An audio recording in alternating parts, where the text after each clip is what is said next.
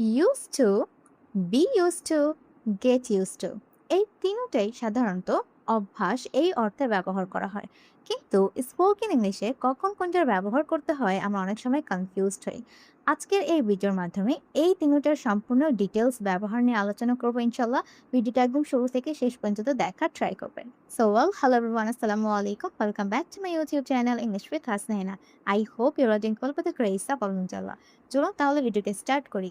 Spoken ইংলিশে অতীতে আমি কোনো একটা কাজে অভ্যস্ত ছিলাম, কোনো একটা কাজ আমি প্রতিনিয়ত করতাম, আমার কাজে সে অভ্যাস ছিল, অভ্যস্ত ছিলাম আমি, সেই অর্থে সাধারণত আমরা ইউজ টু ব্যবহার করে থাকি। এবং ইউজ টু এর পর সবসময় আমরা ভার্বের বেস ফর্ম ব্যবহার করি। যেমন আমি আগে ফুটবল খেলতাম, ফুটবল খেলায় আমি অভ্যস্ত ছিলাম, আমি আগে খেলতাম, অতীতে খেলতাম, বাট বর্তমানে আমি আর খেলি না। এই অর্থে সাধারণত আমরা ইউজ টু ব্যবহার করব। আমি খেলতাম, তাহলে কি হবে? আই ইউজ টু, সাবজেক্টের পরে আমাদের ইউজ টু এর ব্যবহার করতে হবে। I use to play, I use to play football, আমি আগে ফুটবল খেলতাম। I use to play football. সে আগে ঢাকায় থাকতো, তাহলে কি হবে? She use to, okay, she use to live, she use to live in Dhaka, সে আগে ঢাকায় থাকতো। She use to live in Dhaka, সে আগে ঢাকায় থাকতো কিন্তু বর্তমানে আর থাকে না। এই অর্থে সাধারণত আমরা ইউজ টু ব্যবহার করব। অতীতেই আমি কোনো একটা কাজে অভ্যস্ত ছিলাম, বাট বর্তমানে আমি আর করি না। এই অর্থে সাধারণত ইউজ টু এর ব্যবহার হয়ে থাকে। তাহলে এখন প্রশ্ন হচ্ছে আমরা কখন বি ইউজ টু ব্যবহার করি। বি বলতে আমরা কি বুঝাই? বি বলতে সাধারণত আমরা বি ভার্বকে বুঝাই। বি ভার্ব কোনগুলো? আমরা যখন সাবজেক্ট অনুযায়ী অ্যাম ইজ আর ব্যবহার করি, আমরা প্রেজেন্ট টেন্সে সাধারণত অ্যাম ইজ আর ব্যবহার করি, এবং অতীতে আমরা ওয়াজ ওয়্যা ব্যবহার করি। ওয়াজ ওয়্যা। তাহলে বি ইউজ টু বলতে বোঝানো হচ্ছে আমরা am is are was were tense এবং সাবজেক্ট অনুযায়ী ব্যবহার করার পর সাধারণত ইউজ টু ব্যবহার করব। কিন্তু কখন করব? সাধারণত বর্তমানে আমি কোনো একটা কাজে অভ্যস্ত আছি, কোনো একটা কাজে বা কোনো একটা কিছুর সাথে আমি অভ্যস্ত আছি, তখন সাধারণত আমরা বি ইউজ টু ব্যবহার করি।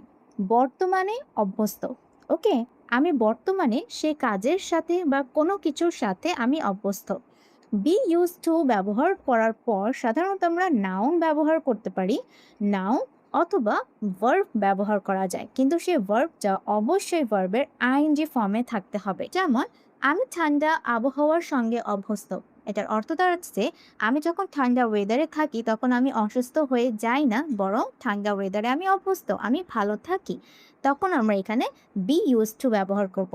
তাহলে বলতে পারি আই এর পর কি হয়? বর্তমানে আমি অভ্যস্ত আছি, সেই অর্থে আমরা আই এর পর অ্যাম হয়, এটার জন্য ব্যবহার করতে হবে am. I am use to, I am use to the cold weather. যদি আমি বলতে চাই আমি ঠান্ডা আবহাওয়ার সঙ্গে অভ্যস্ত ছিলাম, যদি অতীত করতে চাই তাহলে এখানে আমরা সিম্পলি ওয়াজ এর ব্যবহার করব।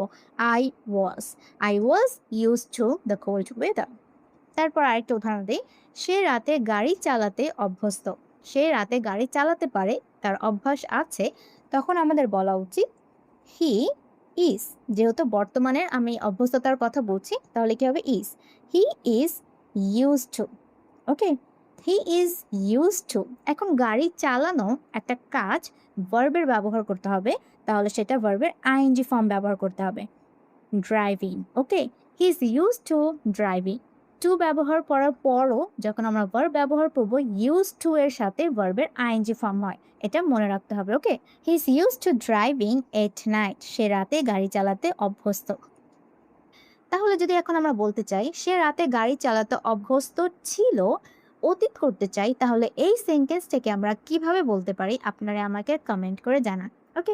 আমি সবার কমেন্ট রিপ্লাই করার ট্রাই করবো ইনশাল্লাহ। ওকে, এখন আমরা দেখব গেট ইউজ টু। কখন সাধারণত গেট ইউজ টু ব্যবহার করতে হয়? গেট বলতে কি বোঝানো হচ্ছে এখানে?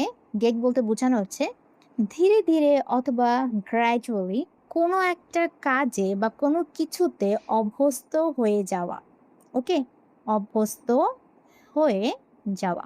আপনি ধীরে, ধীরে আস্তে, আস্তে করে কোনো একটা কাজে বা কোনো একটা জিনিসের সাথে অভ্যস্ত হয়ে যাচ্ছেন, তখন সাধারণত আমরা get used to ব্যবহার করি। এখন গেট কখন হবে? সাধারণত টেন্স অনুযায়ী আমরা গেটের ব্যবহার চেঞ্জ করতে পারি। যদি আমরা ফিউচার করতে চাই তাহলে আমরা বলতে পারবো উইল গেট। যদি আমরা প্রেজেন্টে বলতে চাচ্ছি যে আমি অভ্যস্ত হয়ে যাচ্ছি, প্রেজেন্ট কন্টিনিউয়াস টেন্স আমরা বলতে পারি I am getting, I was getting. Okay, তাহলে টেন্স অনুযায়ী আমরা এই গেটের ব্যবহারটা চেঞ্জ করতে পারবো। গেট ইউজ টু ব্যবহার করার পর আমরা একটা নাউন ব্যবহার করতে পারি, অথবা যদি ভার্ব ব্যবহার করি তাহলে সেটাও ভার্বের আইএনজি ফর্মেই থাকতে হবে, ভার্বের বেস ফর্ম ব্যবহার করা যায় না। যেমন আমি ধীরে ধীরে নতুন চাকরিতে অভ্যস্ত হয়ে যাচ্ছি। দেখেন, একদিন ২ দিন এরকম ধীরে ধীরে গ্র্যাজুয়াল আমি কি হচ্ছি, অভ্যস্ত হয়ে যাচ্ছি। তাহলে এখানে আমাদের গেট ইউজ টু এর ব্যবহার করতে হবে। অভ্যস্ত হয়ে যাচ্ছি, এটা কোন টেন্স? এটা হচ্ছে প্রেজেন্ট কন্টিনিউয়াস। আমি আস্তে আস্তে হয়ে যাচ্ছি, তখন আমার বলা উচিত I am. Okay, I am getting. Tense অনুযায়ী আমরা গেটের ব্যবহারটা চেঞ্জ করতে পারি, তাই না? হয়ে যাচ্ছি, তাহলে এটা কি প্রেজেন্ট কন্টিনিউয়াস, তাই বলা উচিত I am getting. I am getting used to, used to my new job, my new job. Okay, job কি? জব হচ্ছে নাউন, এখানে আমরা নাউনের ব্যবহার করছি। I am getting used to my new job. তুমি ভোরে ঘুম থেকে উঠতে অভ্যস্ত হয়ে যাবে। এখানে বলা হচ্ছে যে অভ্যস্ত হয়ে যাবে, আস্তে আস্তে করে এই কাজটা একদিন হয়ে যাবে।